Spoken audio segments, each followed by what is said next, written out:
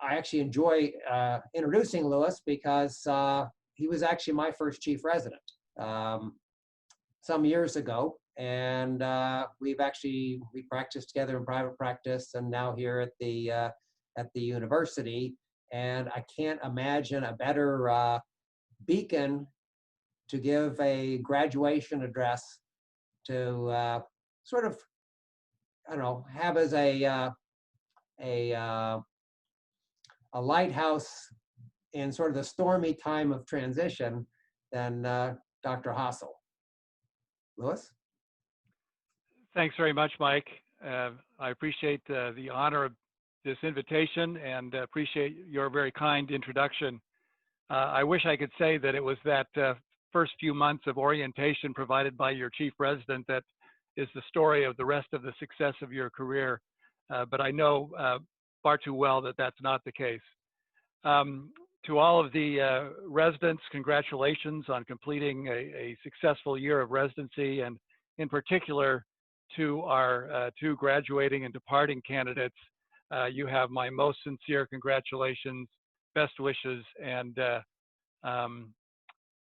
a note of sorrow too in seeing you go, because certainly we have enjoyed very much your company and pleasure in this journey. For the rest of the residents, I will have to reassure you up front that you will not find the answers to any board questions in what I'm going to say. And so some of you can use that opportunity to maybe ruminate on the high cost feast that is going to follow this graduation ceremony. I know that the department has gone all out to provide take-in or something of that sort to follow this. But in the hopes and belief that what I have to say is still of value, I'm going to try to make it easy to remember. And also, as you've undoubtedly learned throughout your residency, pathologists cannot give a talk without slides.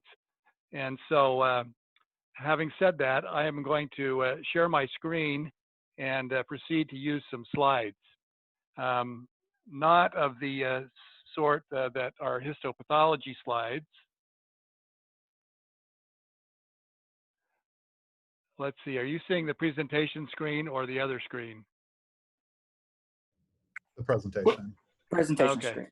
All right, let me stop, try that again. Technical difficulties are my nemesis. There we go. No, I want to share. Screen 2, there we go. Okay, so 5 words to live by. My tribute and advice for the graduates of 2020, but really for each of us in much the same way, because I think that part of the purpose we go to weddings, part of the purpose we go to funerals, part of the purpose that we go to graduations is to be reminded of certain core truths and principles that can be a blessing and a benefit to our lives. So the first word is keep score. However, before I get into that, let me just comment first on this visual image that I think is so apropos of the lives of our graduates and the stage in life at which they are and the activity in which we're tonight engaged. It's unclear whether this is sunrise or sunset. For you, it's both. The sun is setting on your residency career and rising on fellowship and a lifelong career in pathology or other endeavors. We have a bridge, and that bridge is the fellowship and friendships that you've built in this experience, as well as this rite of passage, if you will, of a graduation event. So you have endured the years of being impoverished students. You've endured the years of slave-like hard work in residency, and you've exerted tremendous diligence to please others, myself probably chief among them. Very often you've postponed any but the slightest personal gratification. And so as you embark across this bridge, it may be very tempting to pursue things that you've been waiting for. Pursue things that the world seems to value, to pursue things that you couldn't afford or enjoy to quite the same extent previously. And in doing so, you may be not unlike the hordes of people that we have recently witnessed in the news coming out of quarantine and isolation, flocking back to bars or beaches or other places of entertainment and resort with the attendant risks and dangers that are accompanying that activity in our current state. But as you do so, as you begin to embrace activities that you may have been looking forward to, you need to be very careful that you're not exchanging your heritage and your hard-earned new status for something that is of lesser value, for pottage, as the biblical term would use. So you need to value your life and your time carefully and make sure that your next ladder is leaning against the right wall. So what score should you keep? Should you measure your life in how much money you earn? Should you measure your life with the positions you acquire, the number of letters following your name, the academic advancement that you may achieve? Should you measure your life in publications, Nobel Prizes? How will you measure your life? Well, that very pertinent question was the topic of a far greater graduation speech given by my lifetime friend and greatly admired mentor, Clayton Christensen, speaking to the graduating business school some years ago. It was so well received that he was encouraged to turn it into a book, which without too much problem ascended the New York Times bestseller list and has become widely read within the business community as well as a much, much broader audience. The point of the book is that we don't start out our lives with the intent to ruin our marriages, to ruin our lives, to ruin our businesses. People of great promise, such as yourselves, start out with great potential and great hopes and great aspirations. And yet small decisions, small misplacements of what we measure, what we place as our priorities, what we seek after, what we sacrifice for, may make the difference in terms of whether we arrive at a point that is really where we want to be. So you need to think deeply about what's important to you and look carefully at what people you know who are happy, content, and fulfilled. Seldom are these the people whose images grace the pages of Condé Nast Traveler, or who attract attention in narcissistic Trumpian style, who accrue Twitter and Instagram followers like bees to honey. Rather, measure yourself against who you were yesterday, not who I am or some other person here is today. Discover what your own God-given gifts are, all of them eventually, and figure out how to use them to be of benefit to your fellow men in substantive and meaningful ways, and measure your progress towards those goals. You won't find yourself then at the top of the wrong ladder come 10 years hence. As Stephen Covey said, if the ladder is not leaning against the right wall, every step we take just gets us to the wrong place faster. You want to make sure that your objective is clear and right. Keep score, but be sure that you're keeping the right score for you. On to the second word. Build lasting relationships. Hopefully, some of those relationships, like mine and Dr. Talbert's, have begun now during residency and even long before this. But building these relationships requires sacrifice and investment of emotional capital and time. This is time that could be spent in the lab, it could be spent on the golf course, could be spent off pursuing some hobby or some personal interest. Some of those relationships that you value and the relationships that you really do want to build to last will be with people whose faces you know now and love, a husband, children, parents, or siblings. But the faces of others may be more distant and unseen. They may be people who have gone before you, or they may be people who will come after you, your grandchildren, your great-grandchildren, perhaps even the children or grandchildren of patients whose lives you will bless. These unseen and anticipated relationships are still vitally important, and they give your life hope for the future that is truly immeasurable. I'd like to share a personal story from my own family history. On the left is my grandfather and grandmother, Hans and Elizabeth Hassel, not incoincidentally the same names of my own children. My grandfather stood 6'6" when he left Norway as part of a mass exodus in the latter half of the 19th century to seek his fortunes in America. Eventually, he settled in the Tinnick mining district of Utah. This was an area with lots of silver and tin and lead and some gold being very actively mined at that stage in the world's history. But he quickly learned that his headaches would be far fewer if he didn't try to work in the tunnels underground that were really designed for those who were of much more average height. So he went into business. He rented houses, and he ran one of the town saloons, pictured there on the left, which doubled on Sunday as the church meeting house.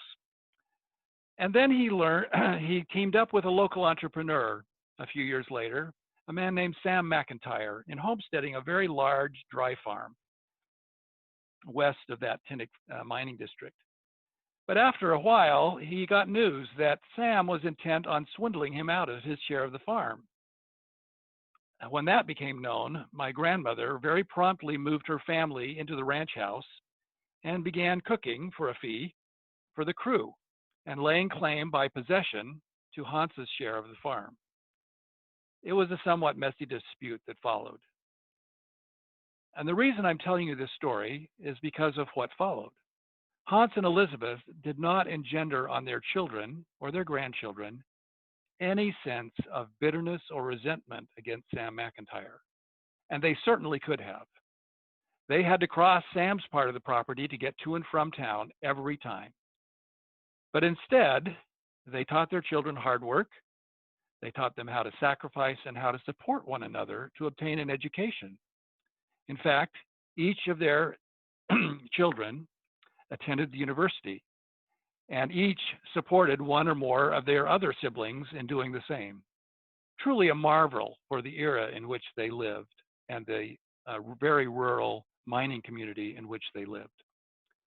Though I never personally knew my grandfather Hans, and have only very vague childhood memories of my grandmother Elizabeth, I so appreciate the gift that they entailed upon me and the relationship that has grown up between us, the lessons of sacrifice and service to one another, and particularly the heritage of forgiveness when one has been wronged.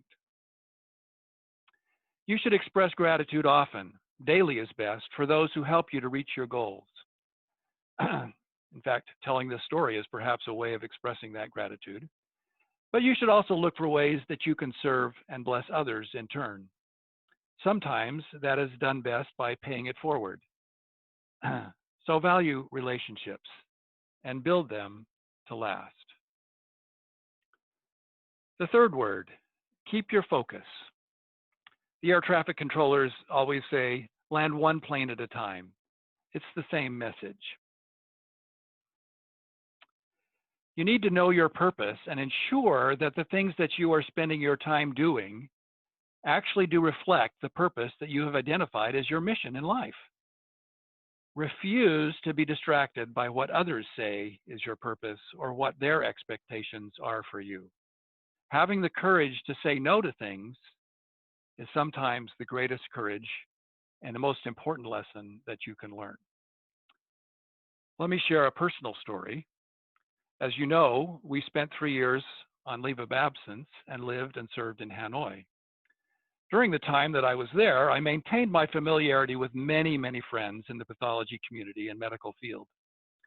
This was done so that I could be of service to the patients and my physician colleagues, as well as to further our primary purpose, which was to establish a foundation for the Church of Jesus Christ in Vietnam. One day, however, in consequence of my connections in the pathology community, I received a very interesting invitation from a person representing the Vinh Group.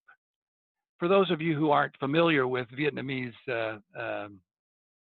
commercial enterprises, this is the largest conglomerate company in Vietnam, akin to a Samsung or a Hyundai or other such multi business conglomerates in other Asian countries. They have real estate holdings, they have merchandising and marketing holdings, they have leisure properties, and they had just begun to enter the healthcare domain.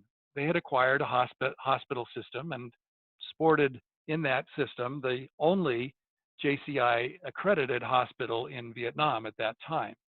And they were just embarking in launching a new medical school and plans for residency training programs so that they could supply the quality of doctors that they wanted for their hospitals.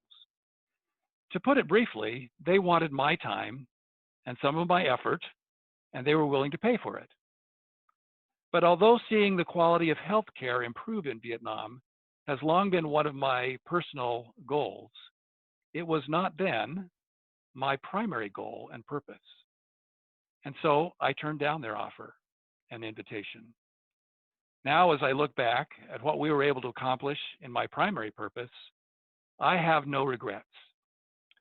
This, I think, very nicely illustrates the proverb attributed to Confucius, chase two rabbits, catch neither.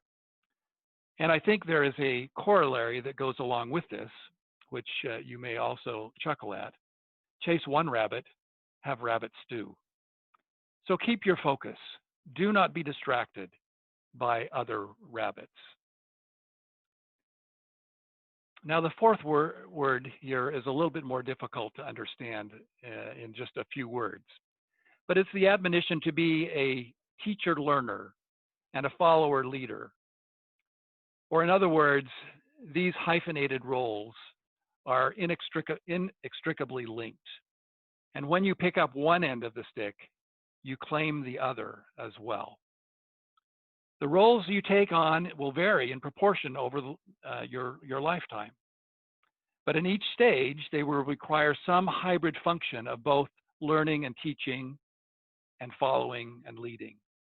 You cannot do one of the pairs without knowing and being the other as well.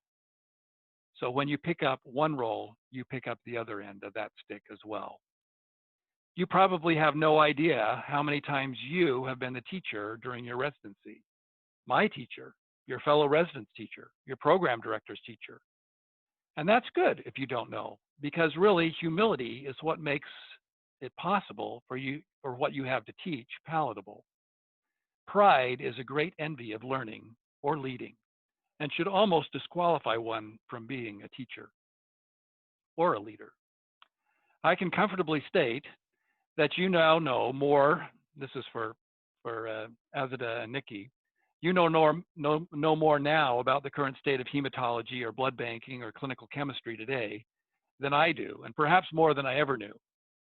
But what will matter most when you go to use that knowledge is your awareness that you do not yet know everything that there is to know. And the person who knows more than you may not just be Dr. Blick or Dr. Bain. It may be Susie Medtech or John Histotech or even Ruby the transcriptionist. And if you think that you are only the teacher or only the leader, you will miss the chance to learn from them.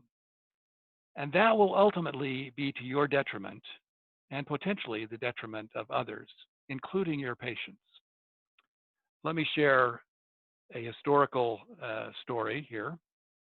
In the pre-launch lead up to the Challenger space shuttle launch, the mission control team and the Thiokol rocket engineers from the Thiokol company spent some time in discussion the evening before the launch, because there was some uncertainty about the advisability of launching, because the launch temperature was projected to be lower than any previously attempted temperature. They did not know how this would affect the performance of the various components of this very complicated system. One of the engineers of the Thiokol company expressed hesitancy in this unknown, specifically about the functionality or potential failure of the O-rings that sealed the rocket fuel from the surrounding blow-by combustion that had been seen on previous rockets. He had some observations that caused him concern, but no data. And in that culture, data was king. So his remarks were ignored, and the launch went forward tragically. The 7 people pictured there lost their lives in that disaster. Had there been a culture of learner-teachers or teacher-learners, a different trajectory for the space program might have ensued, and those 7 people might yet be alive and leading the program. Remember then that when you pick up one end of the stick to be a learner-teacher or a teacher-learner or a follower-leader, you pick up the other end as well. Indeed, all of us are teachers and all of us are learners. All of us will be learners and all of us will be teachers, whether we like it or not. The question is, will we do it with humility and with a full recognition of both ends of those roles? Now the next and last word. Clean up your campsite. Leave the world and the places that you have been better for you having been there. Now, when I was young, we camped a lot, often in places that were not designated campgrounds. My father and mother loved cars with fully reclining seats that could be made into a bed at night, as you see here in this Nash Rambler that was very similar to the one that we drove when I was a young boy. They carried sleeping bags and perhaps newspaper to use as ground cloth, or maybe a tent on occasion if we wanted to be prepared for inclemency. But I can recall more than one time traveling between our home in Utah and my sister's home in Chicago, when we would just find a quiet side road and pull off at night and bed down on the seats of the car or on sleeping bags on the ground until morning. But wherever we went, whenever we left, we always had to clean things up so that the traces of our having been there were minimal. Some years ago, as a scout leader, I had to prepare our young men to understand what it meant to leave no trace and to instruct them in how to travel without creating disastrous or untoward impacts on the wilderness through which we moved. Now, you, of course, through your study of forensics and other things, know that the concept of leaving no trace is well nigh impossible. Between exfoliated cells, hair analysis, and even epigenetics, we know that we are impacted and changed by our environment, our diets, our choices, and likewise do the same to every place that we inhabit. So how will you leave the kind of legacy in the environment and the epigenetics of those around you that will be forever welcomed? Certainly a whole talk could be devoted to this concept, and I'm probably well beyond the time allotted to me. So I'll rather leave you to ponder that for yourselves. But still, remember the admonition to leave the world better for your having been here. Clean up your campsite and leave it better than you found it. So those are my 5 words. Keep score. Build lasting relationships. Keep your focus. Be a teacher learner, a leader follower, and finally, clean up your campsite. It's really that simple. And I congratulate you and wish you all the very best on this wonderful journey that stretches before you. And with that, may I say adieu.